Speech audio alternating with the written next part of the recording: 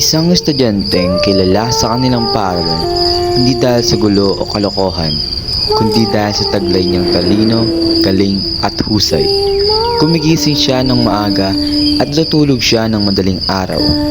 Sa pagpasok niya sa paaralan, pinipeke niya ang sarili niya upang hindi siya mabisto ng mga kaklase niya. Sa gabi naman, siya ay nagsiself-reflect.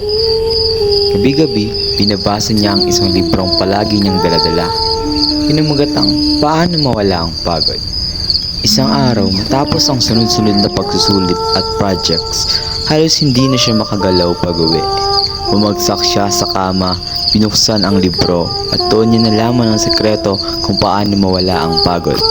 Tumalon ka lang para mawala ang iyong pagod, para makapagpahinga ka na ng mahimbing. At ginawa niya nga ito, at sa wakas, nawala na nga ang kanyang pagod.